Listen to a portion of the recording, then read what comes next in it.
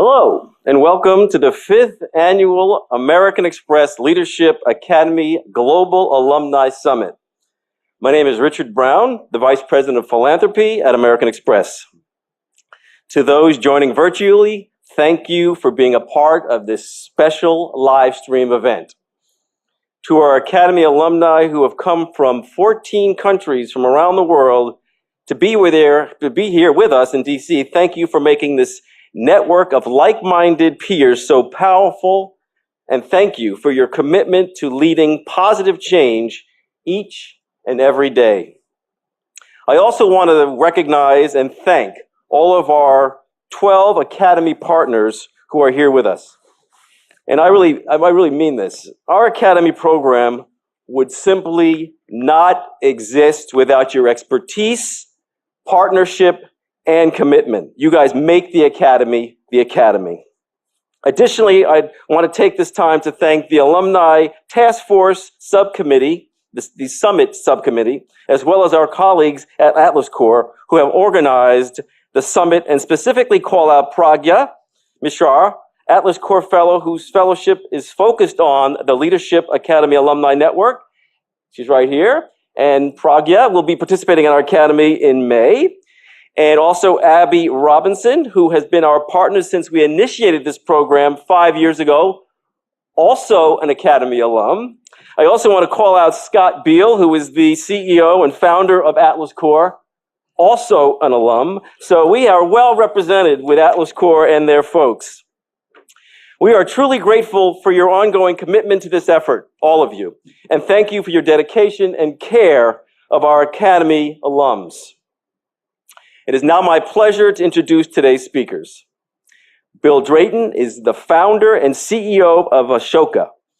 He has pioneered the field of social entrepreneurship, growing a global association of over 3,900 leading social entrepreneurs who work together to create an everyone a change maker world. Thank you so much for joining us today. We really appreciate it. Moderating the conversation today is Stacy Palmer, who is the editor of the Chronicle of Philanthropy. Stacy has served as a top editor since the Chronicle was founded and has overseen the development of the website, philanthropy.com. Thank you as well, Stacy. We are thrilled to partner with the Chronicle on this conversation. Bill and Stacy will start the conversation by sharing more about their backgrounds, but I just want to really say from the bottom of my heart, we really appreciate you guys taking the time out, busy schedules, to come out and do this for us. It's much appreciated. Thank you. Thank you for all you do.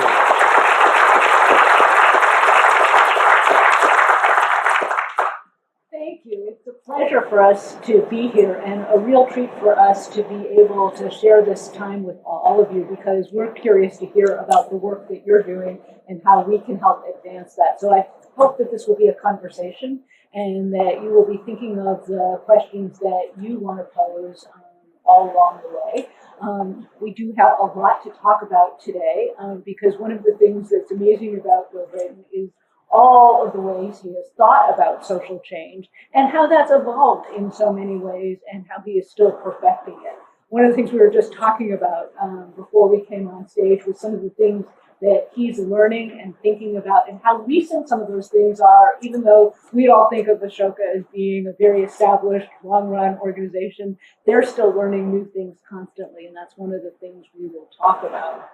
The piece that I think is important to always think about when we talk about leaders, especially in the social sector, is that nobody comes into it saying, this is what I know I want to be. It's a little bit different than being a lawyer or a doctor or any of those kinds of things where there's an established path. You may know when you're a kid in school that you want to do change, but you probably don't know exactly how to do it. We all sort of stumble into our ways of doing it, and then all of a sudden it becomes a coherent idea and we can tell our career journey story. And I asked Bill to do a bit of that because he did not start in necessarily the most traditional of ways. You worked at McKinsey before you started Ashoka. Can you talk a little bit about what you were doing there and what was important in terms of it educating you about the life that you now have? Well, I think understanding any life history starts a little bit earlier. So I was given the gift of being a change maker in elementary school, starting a newspaper, making it work across schools. Anyone who has that gift has it for life. So this is profoundly important. McKinsey was a wonderful apprenticeship. How does the world work? How do institutions work? And learned many very powerful tools there. The most important single lesson is that ethics is not something you can compromise on. I've seen a major client that slipped in that path, and it used to be one of the biggest companies in the country, and it couldn't be saved. You don't hear its name is gone. And on the other hand, I experienced inside McKinsey, founder of the firm firing a client who tried to influence us because of a tax that I wrote for New York City that increased the tax on high tar cigarettes. So one learns many lessons in that apprentice period of life, but those two: give yourself the power and be thankful to parents and principals and friends who help with that. And then in the apprentice period, there are many lessons, but you can't compromise on principle. Is pretty basic. Indeed. And then you were in government for a while, and you created a lot of change within government. Can you talk a bit about some of those key moments? So I first had the opportunity of working with state and local government while at McKinsey. And then during the Carter years was assistant administrator at the U.S. Environmental Protection Agency. The agency was very new then. The field was very new. And we had an opportunity to reinvent the whole regulatory process. The old model was write a whole series of regulations, maybe 150 applying to one factory, one for each process, and then enforce them. Well, if you encourage people to find a smarter way of doing this, they will, because they'll save a lot of money in doing it. So typically, removing 1 pound of a pollutant will range from $110 to 25 cents. If you can find a new way of getting more of the 25-cent ones out, then you can drop the $110 ones. So that's called the bubble or emissions trading, and it's become a foundation for the field and beyond the field. So I think the main lesson here is you can be as good an entrepreneur internally as externally, but it requires the same thing: clarity about what's really strategically important, and then giving yourself permission to say, well, how can we fix this? And having a great group of people to work with. And we really had a great group of people. When Ronald Reagan came to office, I don't think he realized this, but he gave a book to his cabinet, Fat City, How Washington Wastes Your Tax Money. Well, in that book, it says there are some exceptions, and it listed EPA as one of the 3 exceptions. I'm sure if he had known that, he probably would not have given the book out. So then how did you end up deciding that Ashoka was the organization you wanted to found?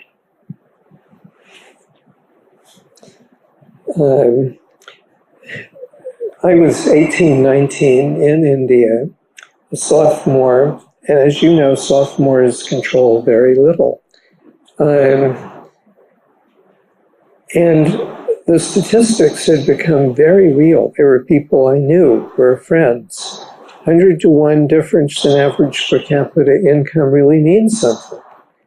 And if you're an entrepreneur and you're seeing this every day, you say, well, how are we going to fix this? Well, as a sophomore, you also say, what's the most highly leveraged possible way? Because you don't have any money or power, so it better be pretty highly leveraged. And that's where the Ashoka idea came from. It's really very basic. What's the most powerful force in the world? It's a big pattern change idea. Pattern change, systems change. But only if it's in the hands of a great entrepreneur. And that's the core Ashoka idea. There are all sorts of institutions to support businesses getting started. Billions and billions of dollars. We didn't even have a word to describe social entrepreneurship when we got started. The word makes a big deal of difference, and a tiny amount of money can help a person who's finished his or her apprenticeship to quit their job and work full-time at launching this new pattern change and making it work, make the prototype work, and then figure out how to get others to understand it. That typically takes 3 years. So that's what Ashoka's core idea is. The second big idea is that we are a community of almost 4,000 leading social entrepreneurs. Over 3/4 have changed the pattern in their field at a national or international level within 5 years. Over half have changed national policy in 5 years. So this is a group of people, and we select for ethical fiber as much as entrepreneurial quality and creativity, that works together really well. And when you look at the work of individual fellows in a field, you very quickly see a pattern. So there are 1,300 fellows focused primarily on children and young people. 90 to 95% of them put kids in charge. Well, that's, of course, exactly what a world defined by change, not repetition, requires. In an everything-changing world, you have to be a change maker to be able to contribute. That's not discretionary. So for decades, that's what these fellows have been doing at a very large scale, hundreds and hundreds of different ways of doing it. When you put kids in charge,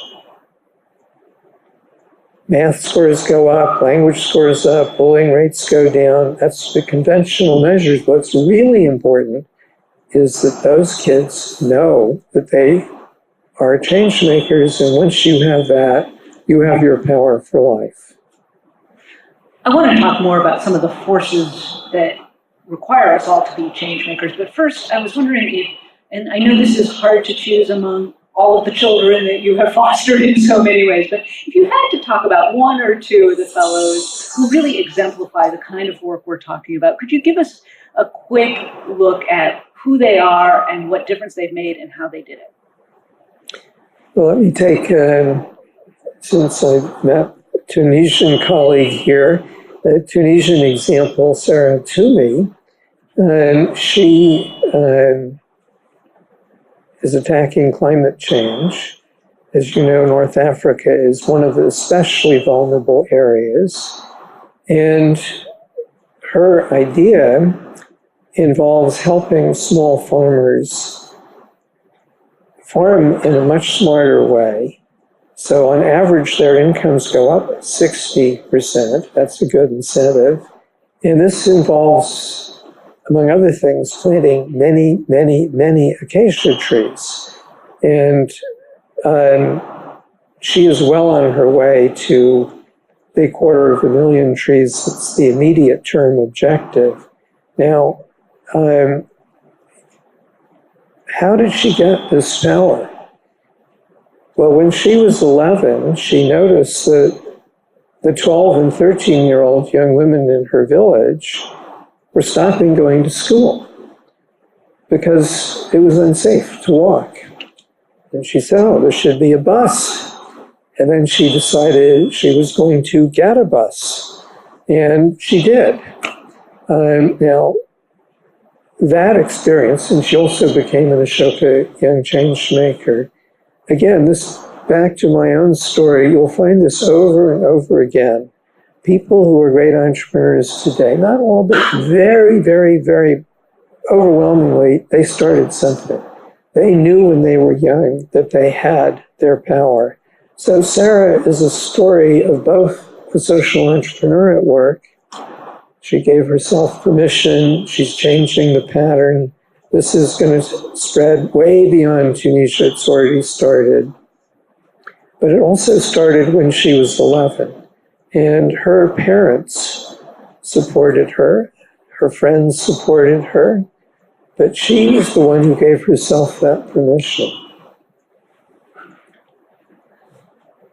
I think we all share the view in this room that we're at a pretty amazing moment around the globe, and that it's our choice about whether we seize these opportunities or don't. And I wonder if you could talk about what you see as the forces all around the world that are forcing us to think about the idea that everyone needs to be a change maker. Well, if you are the person who designed the topic here, you're once again proving yourself to be a great editor. Great editors figure out what is the next really big story so they can break the story. They can find the writers and the readers and therefore the advertisers, etc. So the theme for today is the rate of change is going up and the degree and extent of interconnection is going up. And therefore, the world is more complex, and boy, you better be ready to engage with everyone. Well, that is an amazingly accurate description of the forces at work. So let me expand on that a bit. The world snapped into this new way of doing things structurally around 1700. From Augustus, the end of the Roman Republic, to 1700, there was no growth at all in average per capita income in the West. It just went up and down with weather cycles. From 1700 to now, the rate of change and the degree and extent of interconnection, each beating the other, is a mathematically exponential curve going up. So that's fact 2. Fact 3 is that there is a curve plunging downward, which is the mirror curve of the first curve, which is the demand for repetition. Now, those are just facts.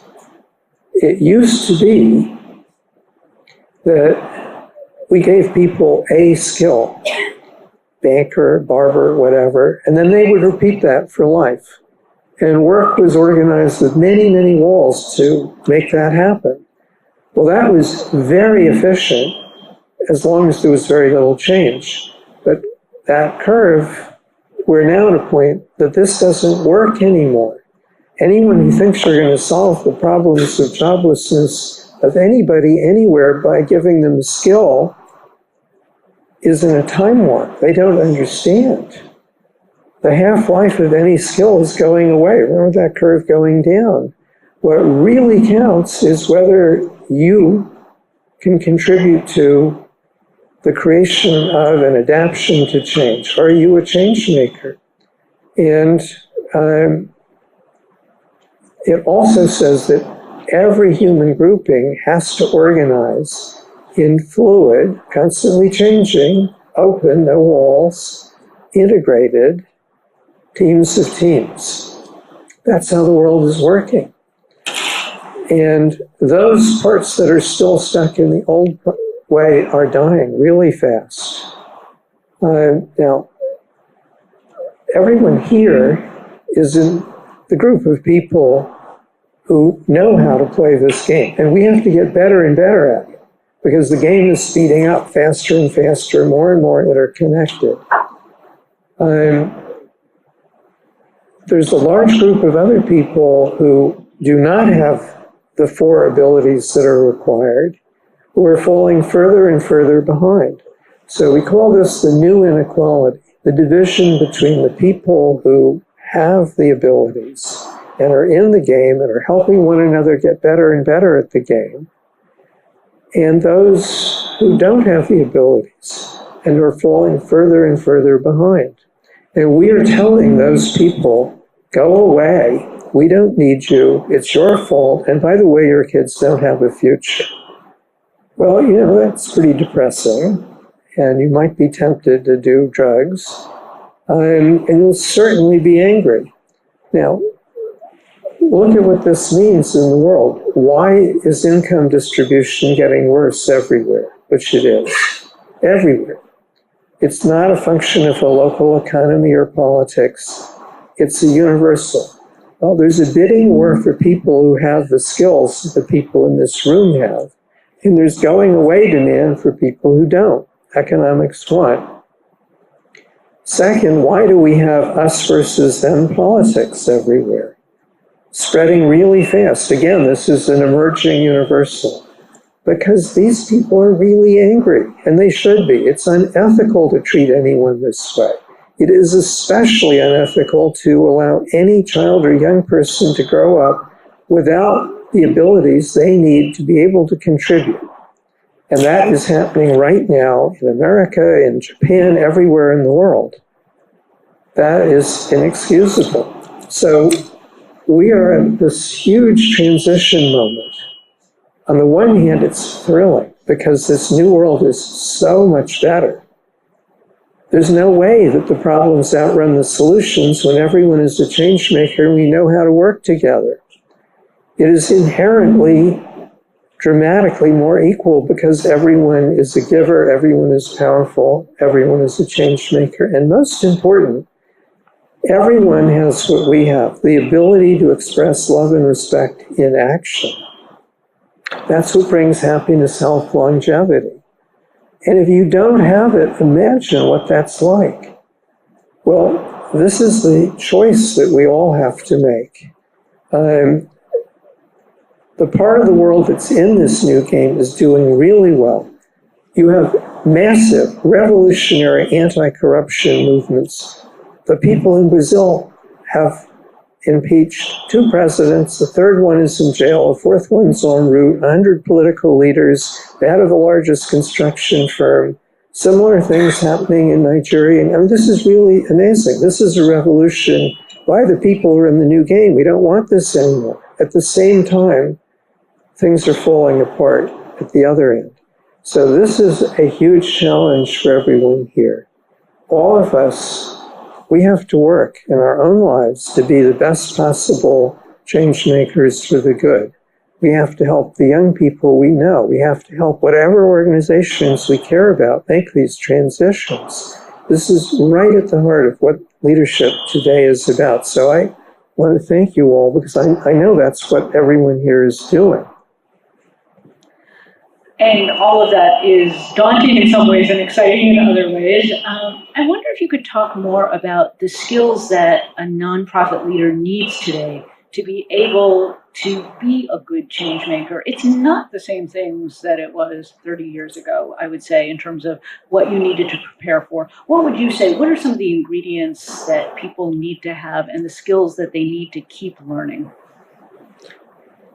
The foundational skill is cognitive empathy, based living for the good of all. If you don't have that, you're going to hurt people, disrupt groups, and you're gone. Doesn't matter what other skills you have.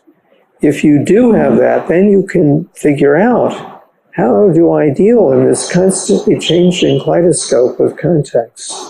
How do I contribute? Then you can do the new leadership. So let me dig in on the new leadership. The old model was Henry Ford, and a better idea.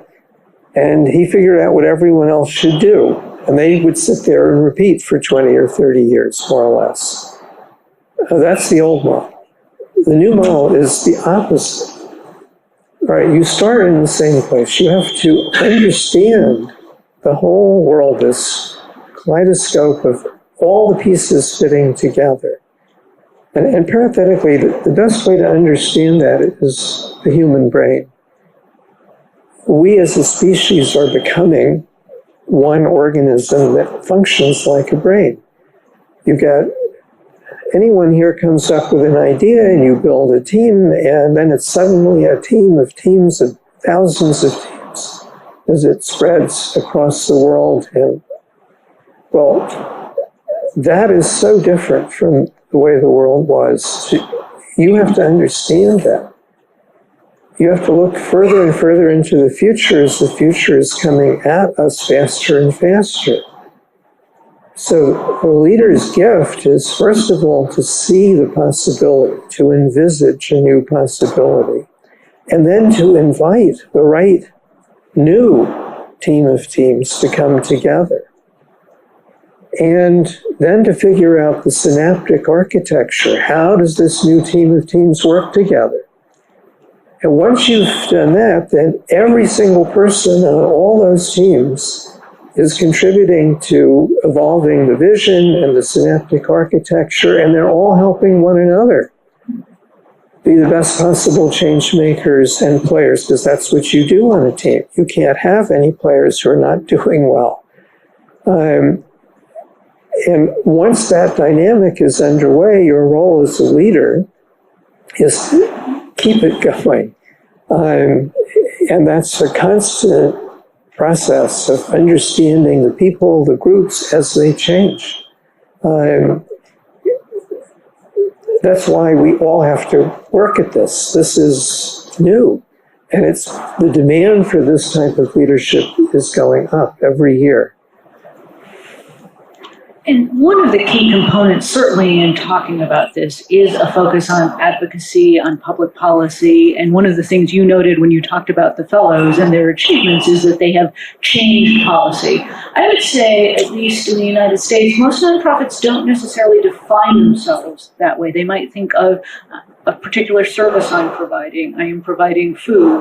I am providing health care. But I'm not necessarily focusing on changing advocacy. And I would say the flows of money to help you do charitable work in this country don't always go to advocacy organizations. What is it that you have done that puts the focus on this that you'd love to see more nonprofits, more donors, everyone thinking about as a way of changing the world? Well, first of all, we really do need the organizations that are providing direct service. We do need individual teachers in classrooms. That's absolutely essential. Now, those people also have to contribute to and adjust to change. They're not free of being change makers, but direct service is really profoundly different from pattern change or systems change. Entrepreneurs deal with pattern change, system change, and mindset change, which is the third game.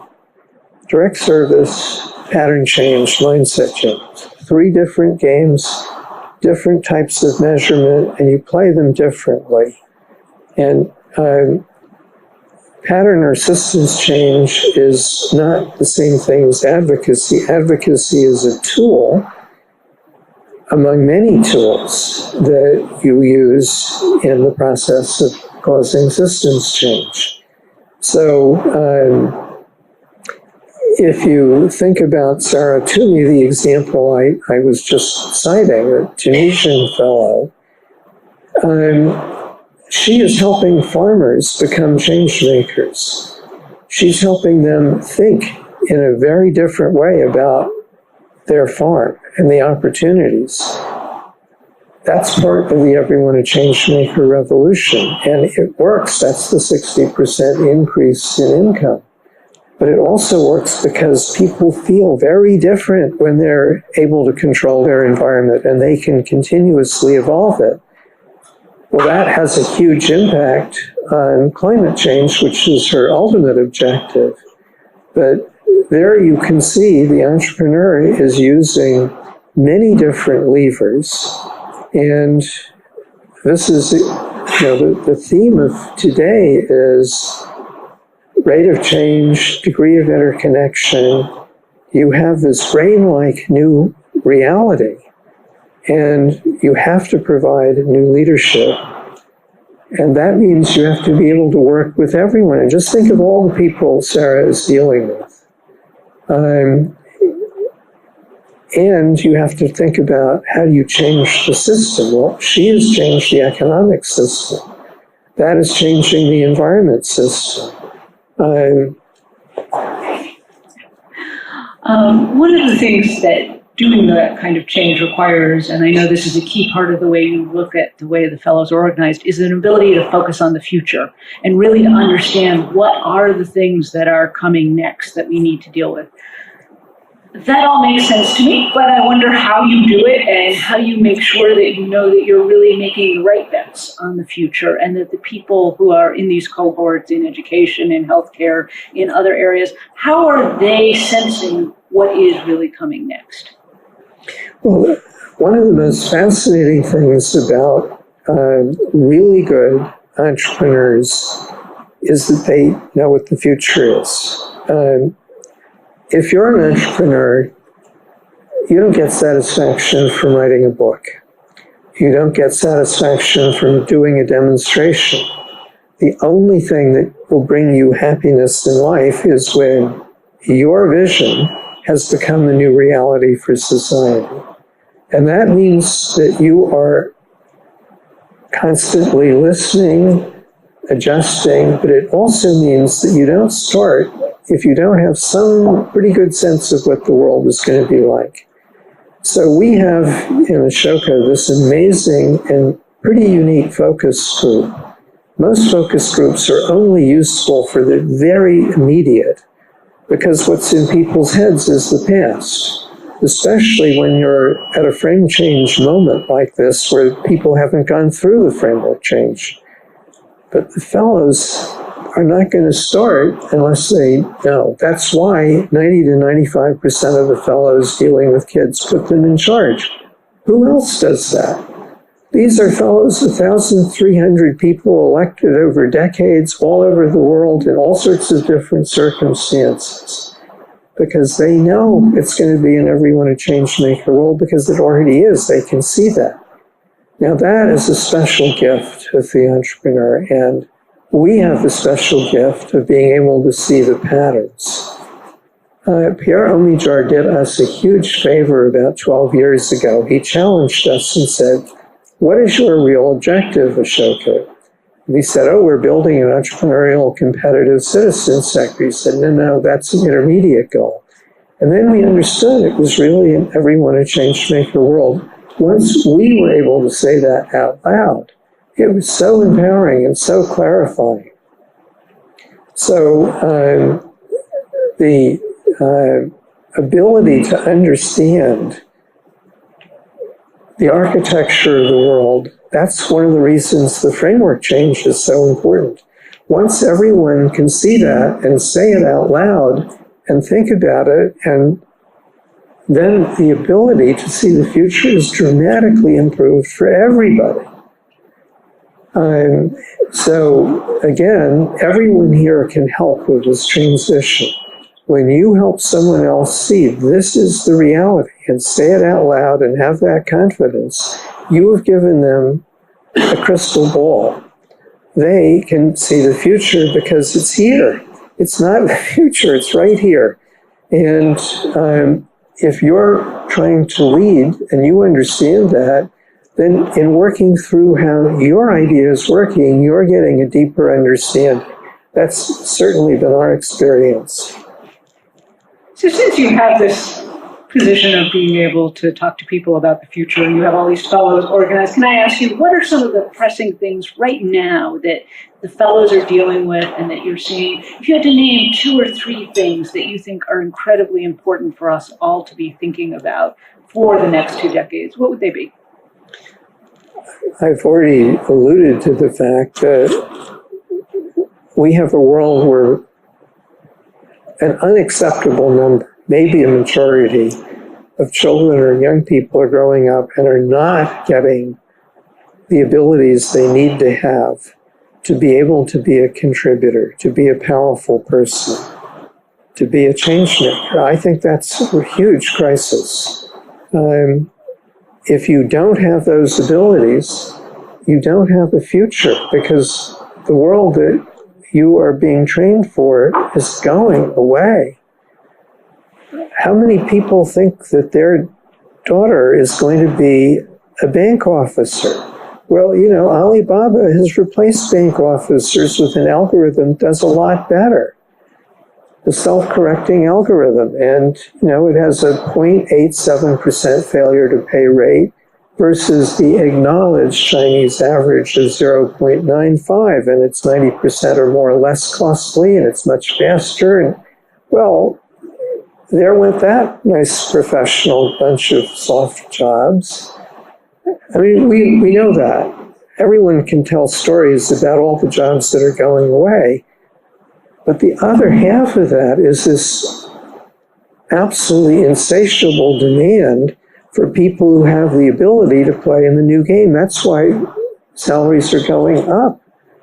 There is a bidding war for these. There's no shortage of work to do.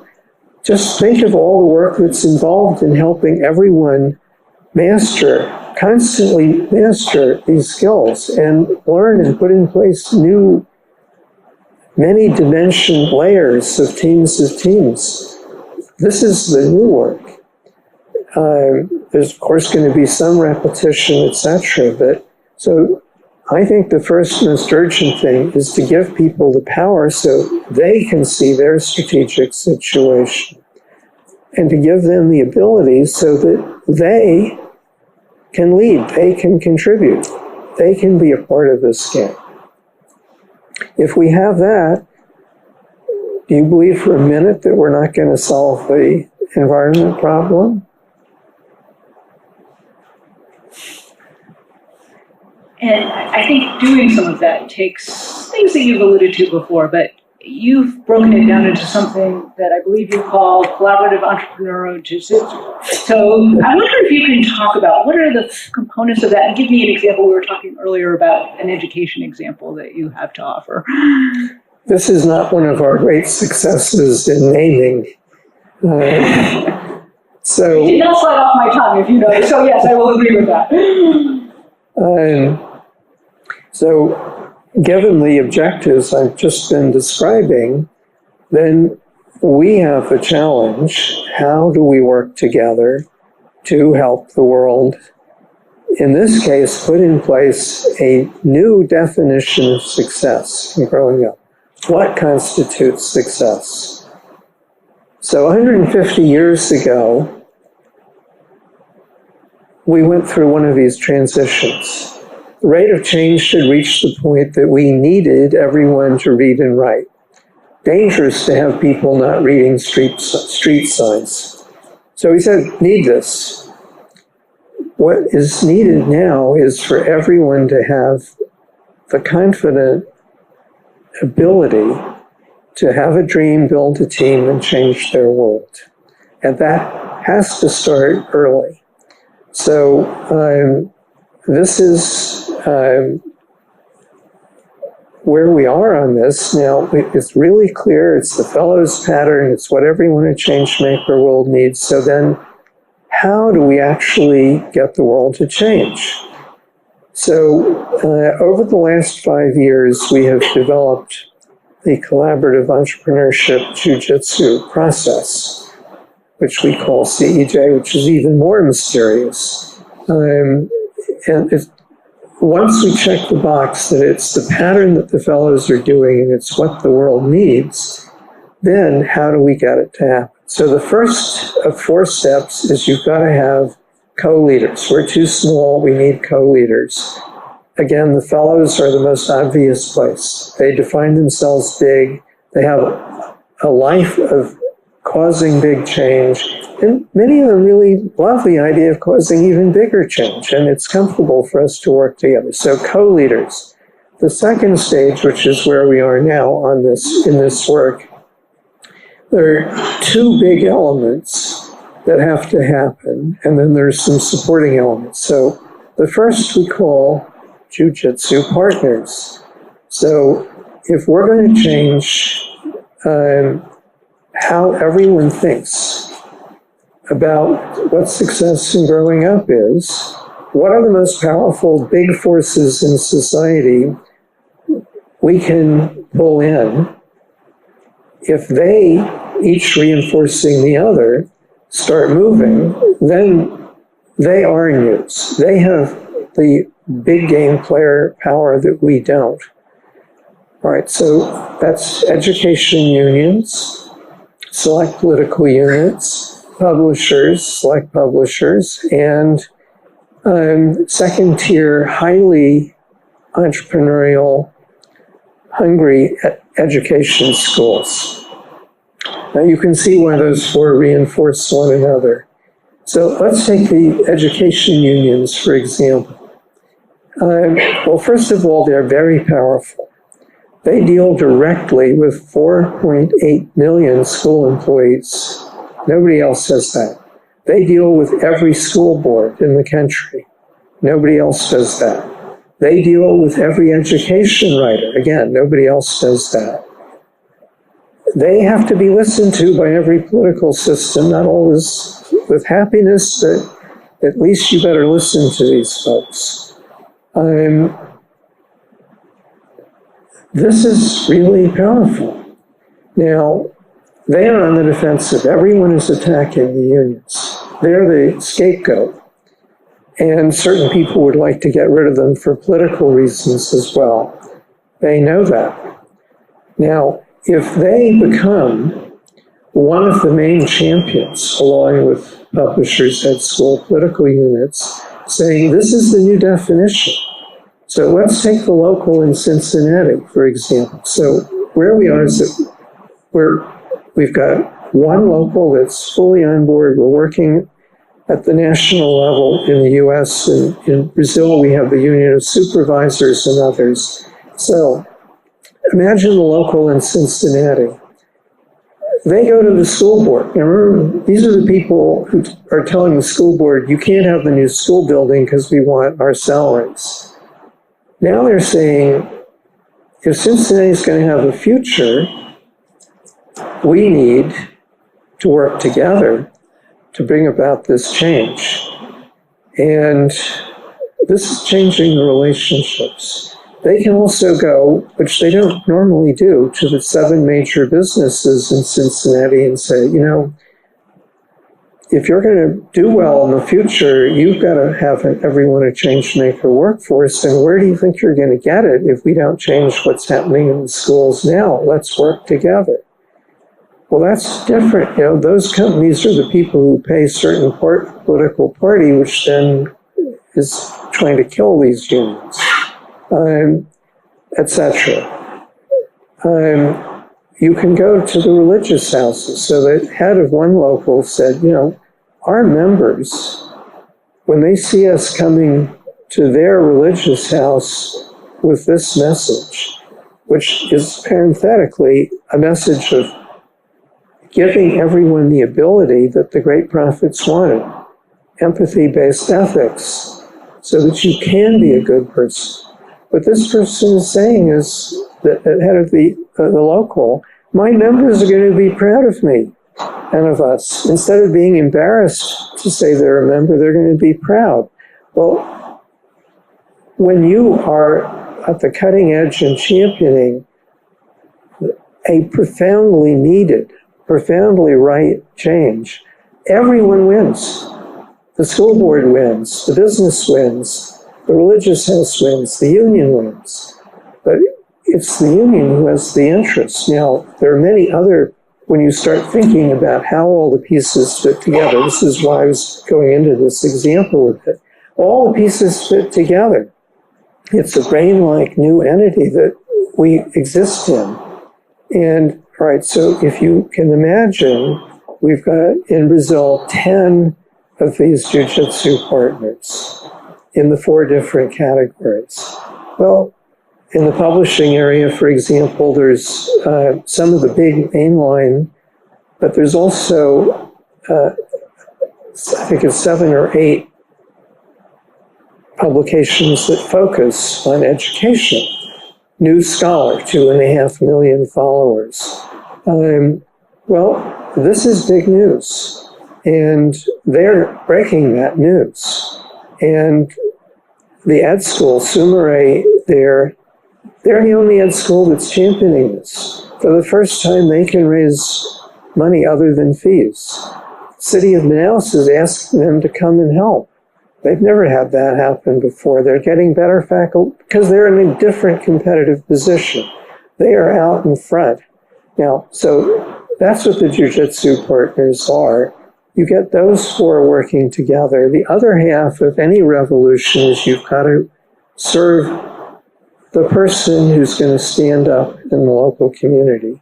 And we think of the 14-year-old young woman in a district town in central India, the principal of a school in Warsaw, the mom in Wichita, the writer in Abuja, Nigeria. They're there.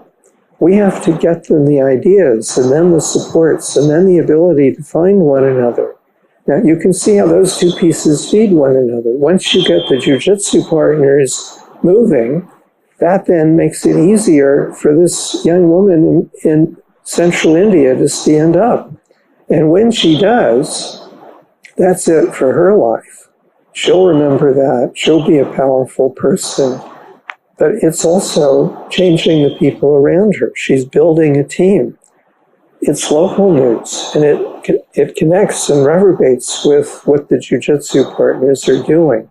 So there's more to it. There's a set of tools that make this very easy for all these actors to operationalize it. And if any of you would like, for example, we have really wonderful videos of young people who have their dream, built their team, are changing their world. And they'll come to you once a month, and you can share them. Any young person who is caught up in the world that's telling them you can't and don't, which is what they're being told, this is a contradiction to that. And there are other tools as well.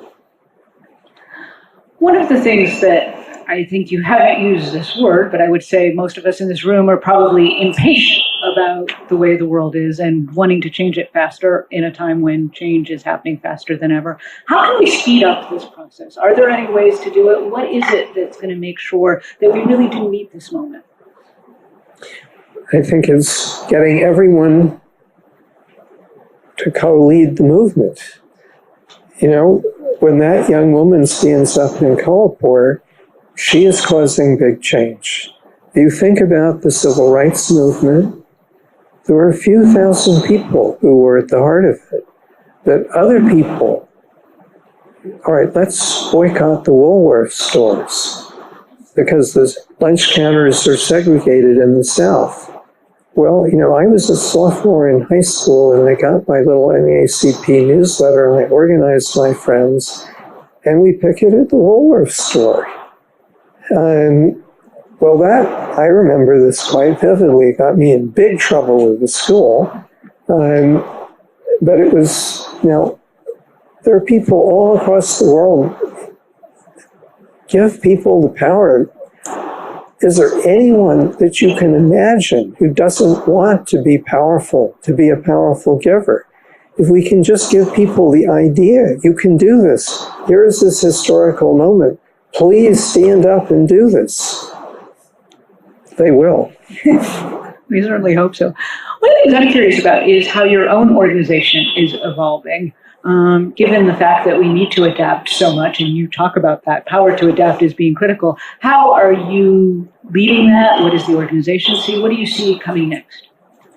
Well, we're in mid-flight to the team of teams world. Fluid, constantly changing, open, but integrated. And so if you compared how we're organized now with a year and a half ago, you'd see startling differences. What I've just been describing, you know, working with these jiu-jitsu partners in Brazil, I'll just give you some numbers here. So the core at the heart of this, you don't have a jiu-jitsu partner unless there are 5 people, plus or minus, next generation leaders, trusted, respected, savvy, who totally own this as much as we do. They're no longer alone. The CEO has to support it. The CEO can't make this happen. You've got to have that team. Well, we have 38 people like that across the 10 jiu-jitsu partners in Brazil. We're helping them to get to know one another. So people from the different sectors will go and do a testimony, visit with board members, with an editorial board, do a radio interview together. Every time we do that, the lateral connections, the synaptic glue is being built. So we have 6 co-leaders, 3 or 4 staff, 38 of these folks, and this is now going to be multiplying really fast as we move out to local organizations. So first of all, Ashoka is a very small part of this. We are 4 out of 48. That's less than 10%. But this is a different way of organizing. So the walls between us and co-leaders and jiu-jitsu partners, full partners, equal partners, this is different. Now, what do you do with budgets?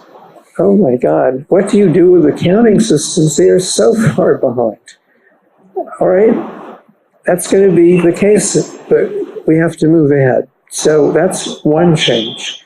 Internal.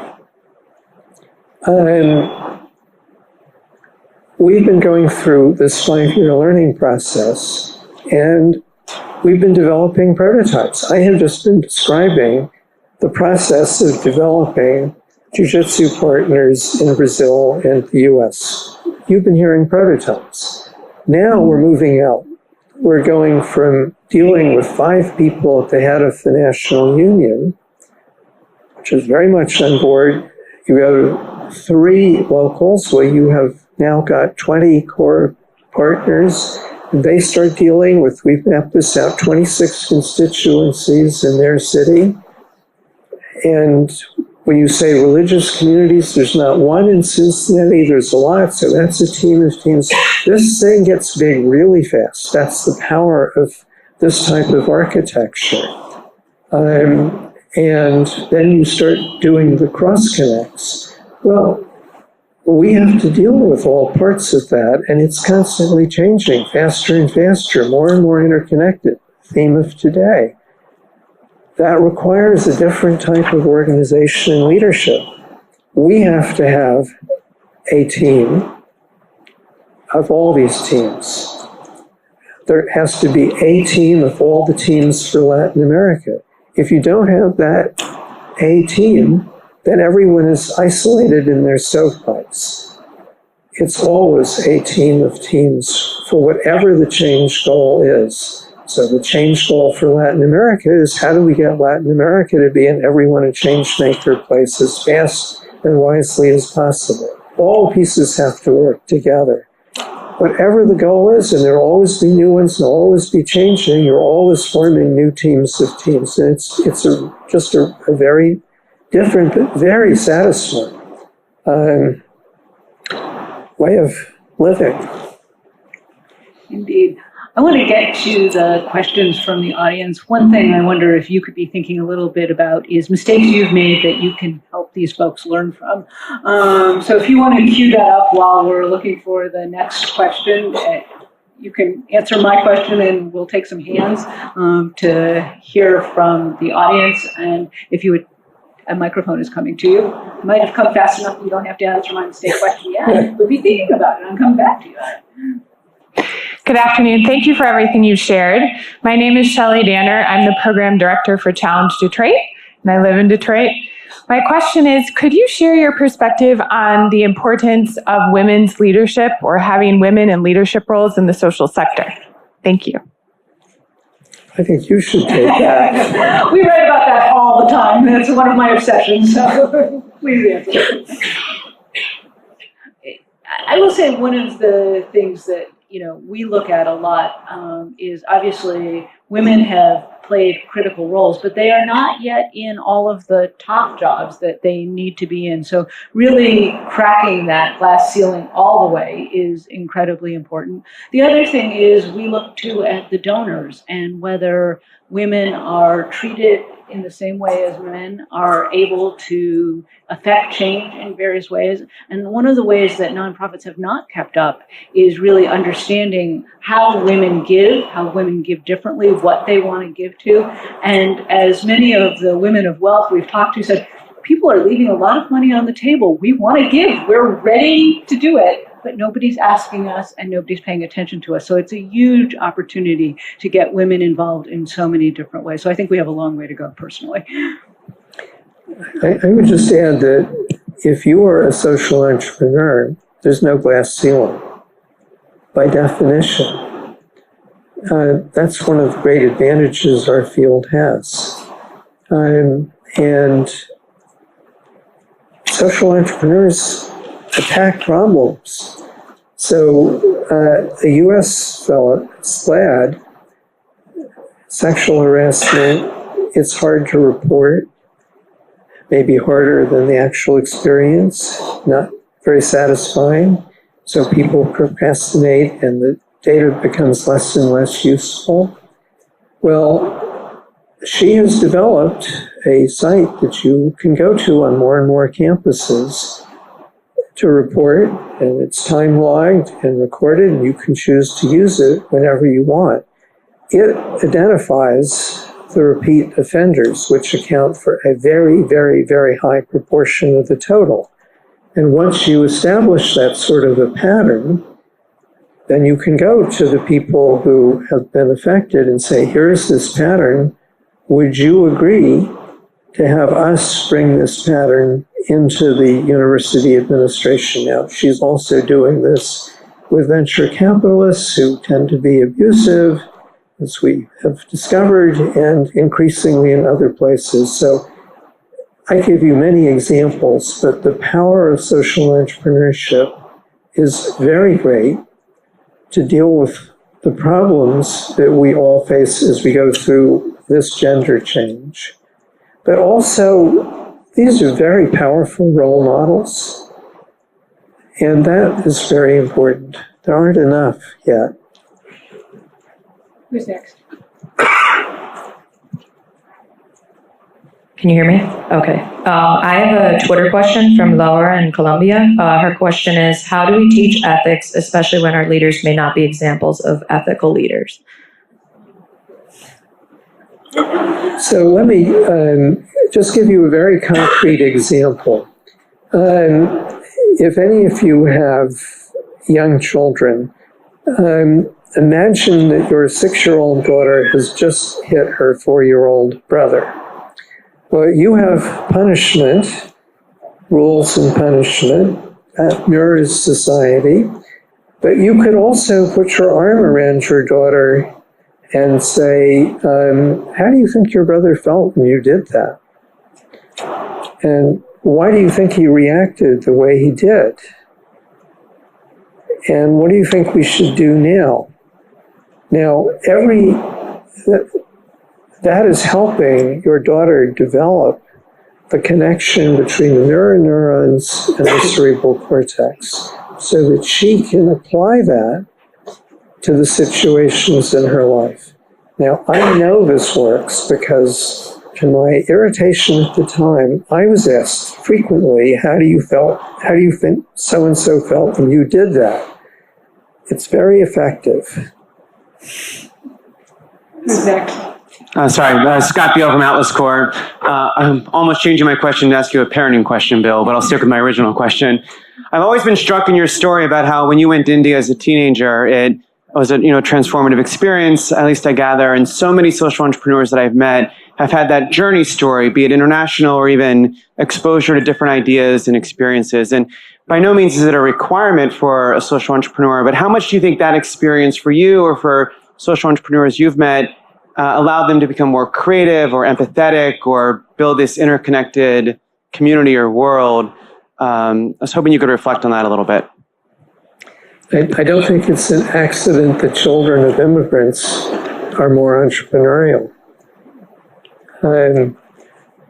If you have the gift of being exposed to many different types of people, then you have to figure it out, and you see more possibilities.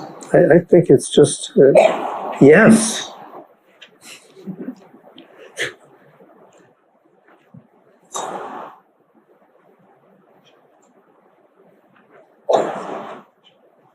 There we go. Perfect. Good afternoon. I'm DC Howard with Peer Forward. Our office is based in Washington, DC, and I'm actually from Columbia, South Carolina.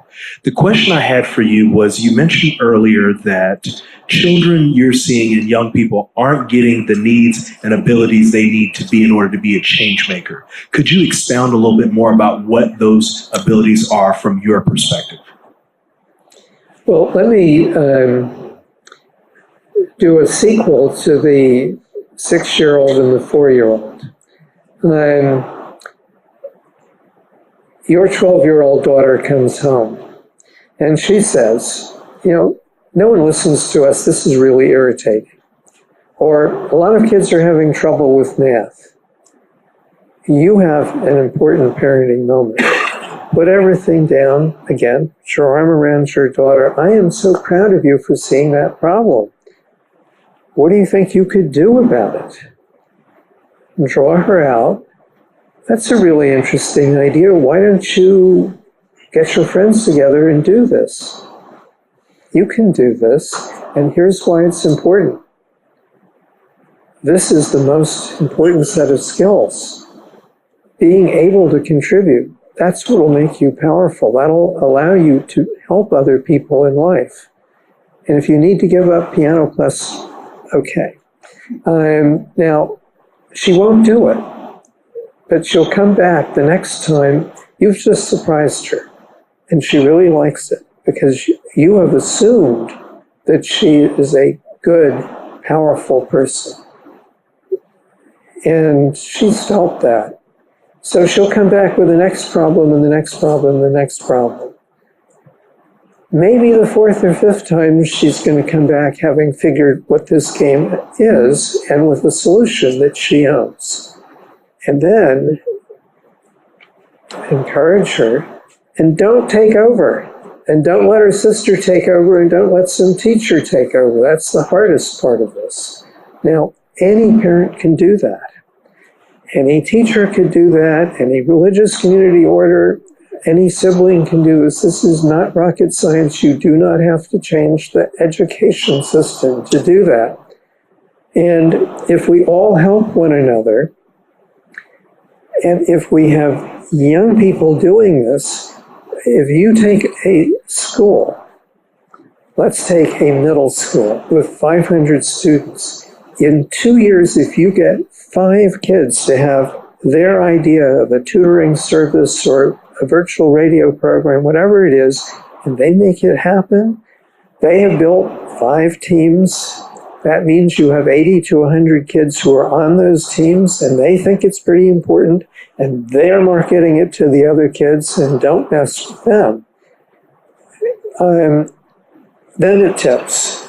Once the school has tipped and kids are powerful and competent and confident, it does not tip back. They don't want it to go back. Now, why isn't this the case? Our youth cultures, by and large, don't make this easy, and the adults don't. So when we started Youth Venture in the US, that's an Ashoka program for young people to do this, we did 30 focus groups, including several here in Washington, one at the Latin American Center up 14th Street. And in every case, there were kids who had ideas. And the facilitators kept asking, well, why don't you do this? And over 40% said, the adults won't let us, point blank. And another 40+%, in effect, said the same thing. Oh, there's an insurance problem. Well, for heaven's sakes, when you're 11 or 12 years old, how are you supposed to deal with the insurance problem? So these are just bureaucratic barriers that don't really exist, that the adults have created. And we need to change that. What you want is for every school to be an everyone a change maker place, just like the world the kids are going to have to live in. So let me tell you a story. This is a story of a luncheon with several hundred of Ashoka young change makers. I sit down at lunch. This very small young woman comes and sits to my right and introduces herself. I'm 12. She's sick of people thinking she's 8. Okay, what's your venture?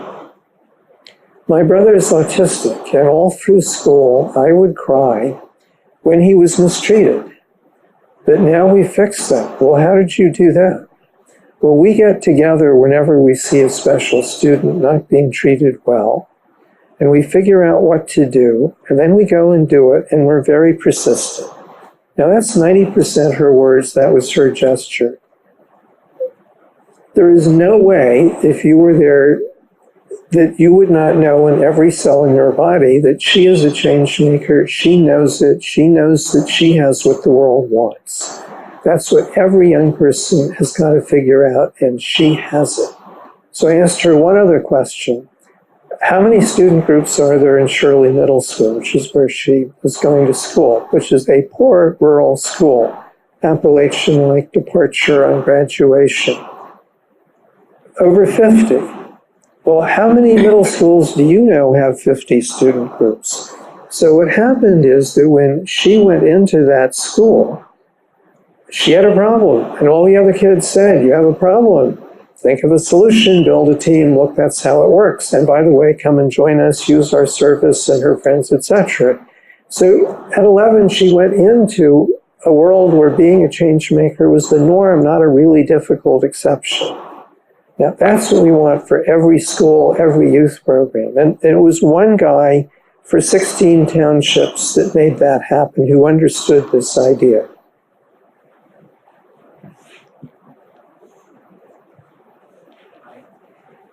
Hi, I'm Theo Anagnostopoulos from Greece. I'm a social entrepreneur, and coincidentally, I'm an Ashoka fellow as well. I would like to share that, by the way, this procedure of becoming a fellow was one of the most educative, creative, but also challenging in my life. Now, to my question, it's of financial nature. In Greece, the only way to sustain in a social work would be to become a social entrepreneur, and this is because there is absolutely zero culture of donations. And in fact, there is a trend in Europe, at least, to move towards social enterprises so that you provide services in order to become more sustainable. What would your view be on NGOs with regards to finances, and would you direct them to move towards that way, or? Stacy, why don't you start? I want to add, but you lead. Well, because of what my publication focuses on, which is raising money from all kinds of people, we are in this incredible moment where you can tap people to give $10 and you can tap this incredible wealth to give $1 zillion with the right ideas. So I am a big believer that there is a lot of money out there that can be tapped in many ways, and it takes a great idea, showing impact, showing results, and people have an amazing amount to give and the instinct to give. So I would say go for that. Still, I understand, I think, the problem. I don't know Greece specifically, but there's been tremendous progress in much of the world. This is still a problem in Japan culturally, for example, but the degree to which people understand this new world is so much higher. Remember, when we got started, there wasn't even a word to describe it, so how would anyone think about it? And over this period, the citizen sector has become much more competitive, entrepreneurial. It's gained in size. The number of organizations has increased dramatically, many fold. So Brazil went from 5,000 to 1.5 million in about 15 years. Well, that means the average, and I give you similar statistics, the average size is higher, the competitiveness is higher, and we've reached, and over that period, salaries have been growing relative to business and other sectors, not to mention satisfaction when you're in a better performing sector. And so that's the good news. The problem is that, and this is a McKinsey study published in the Stanford Social Innovation Review some 5 or 6 years ago, the cost to a citizen group of going to a foundation is 40%. For a business, going for business lending, it's 1 to 4%. So if you're pulling your hair out, there's a reason for that. And it has to do with the fact that there is a structural flaw in the foundation structure. It doesn't have any client that it has to respond to. And the faster the world changes, if you aren't responding to your clients, you fall further and further behind. And there's a cultural set of problems. So there's a whole set of new resources coming up, and you have to think money, people, information, and fee for service, all four. And the mix for any one organization depends.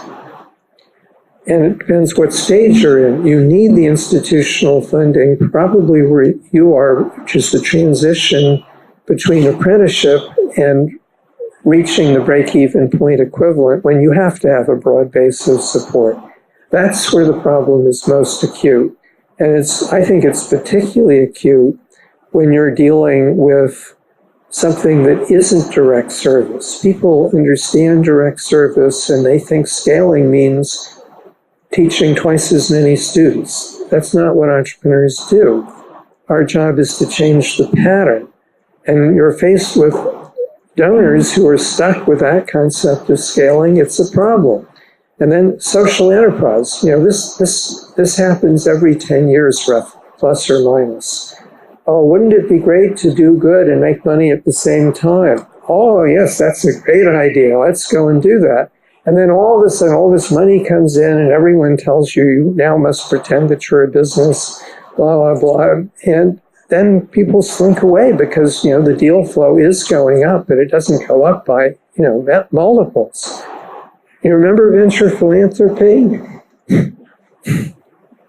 Indeed, I think we could have a whole session on the ways philanthropy needs to change to support all of these movements. That might be a topic for next year. Sadly, we have run out of time, which I apologize for, but thank you for all of your outstanding questions and for all the work you do. Thank you, Bill Drayton, for such an inspiring conversation. Well, thank you.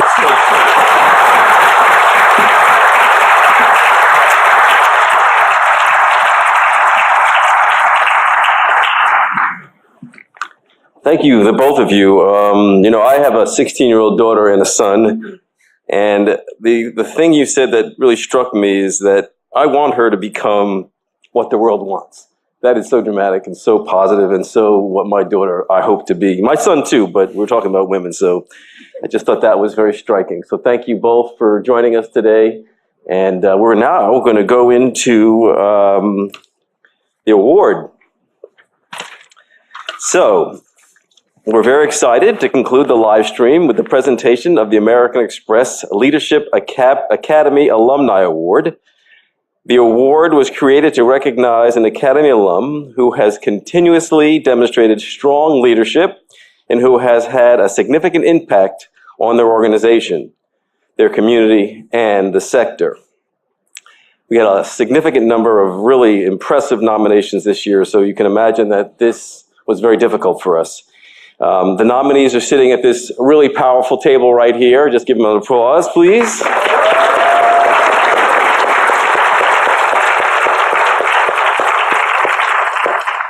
And it's now my pleasure to announce the winner of this year's award. In addition to this recognition, American Express will provide a $25,000 grant to the winner's organization in their honor. And the winner is Meiko Yoshioka, founder and CEO of Madre Bonita.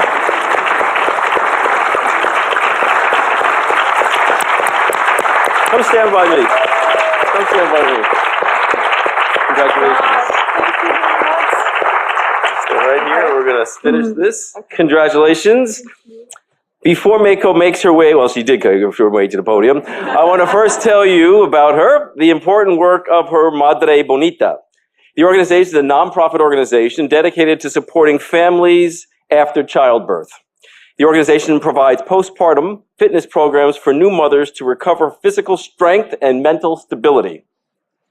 This is a program Mako developed which combines her experience of childbirth and her expertise in sports science. 70 classes are held in 20 prefectures throughout Japan by certified trainers, and over the past decade, 55,000 mothers have benefited from this program. That's 60,000 now. We just amped it up a little bit. In addition to the direct servicing programs, Madri Bonita also focuses on research on postpartum issues. Mako aims to form a social infrastructure of postpartum care in Japan and to make it more accessible to every family. And Mako participated in the Academy program with EDIC, one of our Japanese partners, in 2013, and recently participated in our 10th anniversary program in Tokyo. And so with that, I want to say congratulations to you. I'm going to give you your award. Congratulations.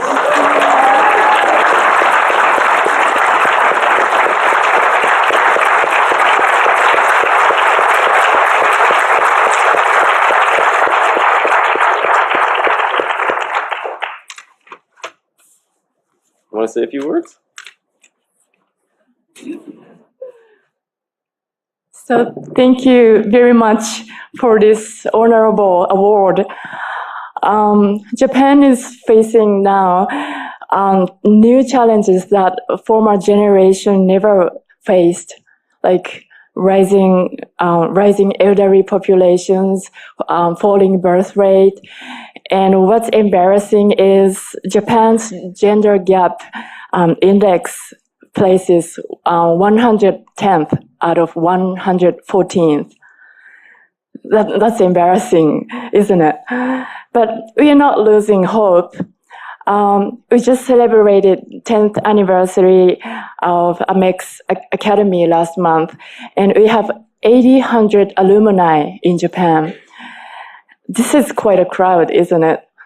And I'm glad I made it all the way to this summit from Japan, representing 800 alumni, social entrepreneur in Japan.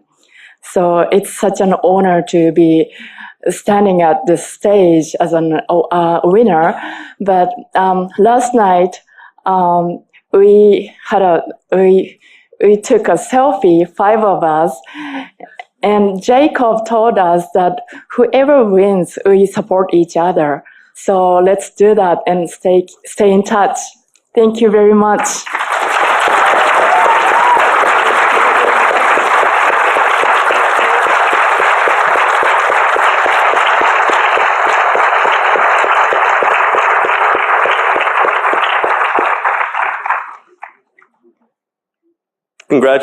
Congratulations once again. That's a nice honor for you. Much appreciated and much deserved. Thank you again, Bill and Stacy, for joining us, and for our other partners who have joined us on the live stream. It is wonderful to connect with this global network in person and virtually. We invite everyone to continue the conversation as we started today on the Amex Leads hashtag. And so that's the conclusion of the program. Thank you very much. And have a great evening.